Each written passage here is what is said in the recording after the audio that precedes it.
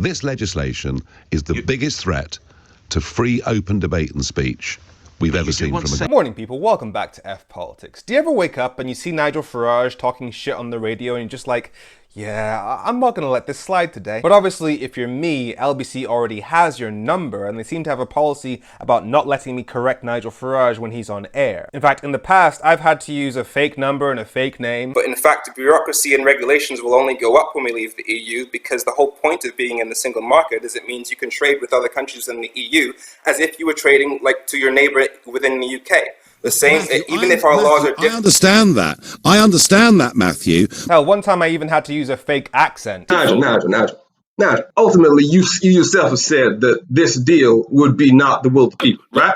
No, Sean. But since it's been a while, I only had to use a different number and a different name. Now, sadly, I wasn't able to get on while Nigel Farage was still there, but I did manage to speak to Nick Ferrari. And the topic of the conversation was the Online Safety Act, which is the reason why you're having to verify your age to go on adult content. Matthew's in Birmingham. Online safety. The law as it's currently being put through, is it fit for purpose? Good morning.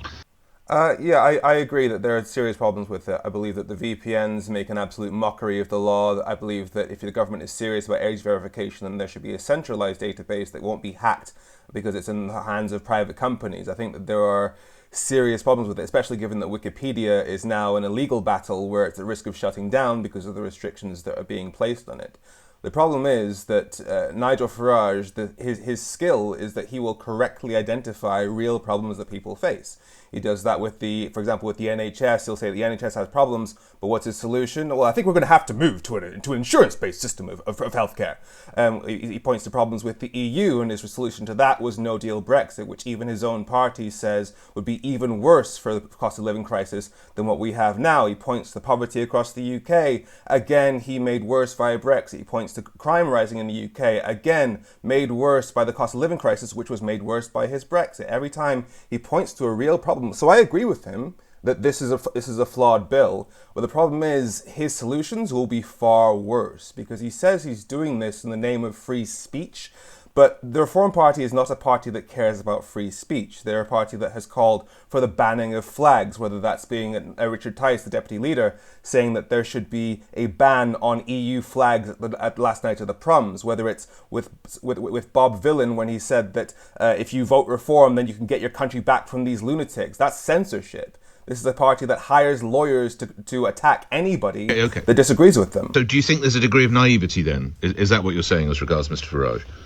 It's not naivety. I believe it's dishonesty. I believe it's malevolence. I believe where is the dishonesty as regards what he's?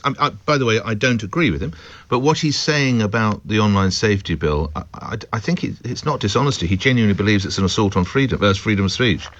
So this is what happens with people like Nigel Farage. They will like Andrew Tate. He'll point to crises in men's mental health, but his solution is to tell men that women, the main people they're attracted to, are horrendous people. So he ends up leaving them more lonely than before. Same with Nigel Farage. He is correct when he says that the VPNs, the fact that that's now the top searched app on the App Store, prove that this app isn't going to achieve the goal that it's set out to do. He's correct when he says. Thank you, Alex in Southampton. Alex, your take. Now, given that even people on Twitter managed to realize pretty quickly that Matthew was actually me, I'm guessing that some people in the LBC studio realized that too, which is why they had to cut me off. But yeah, given the fact that the Reform Party have physically dragged me, an accredited journalist, out of 3 of their rallies and called the police on me for a 4th, simply because they don't like what I say about them online, the idea that they're opposing the Online Safety Act because they're champions of free speech is laughable. So when I heard Nigel Farage making that argument on LBC this morning, yes, I could have let it slide. Yes, I could have avoided pissing off LBC because they now know what I've done. But if it's a question of sitting back and letting a fascist rise to power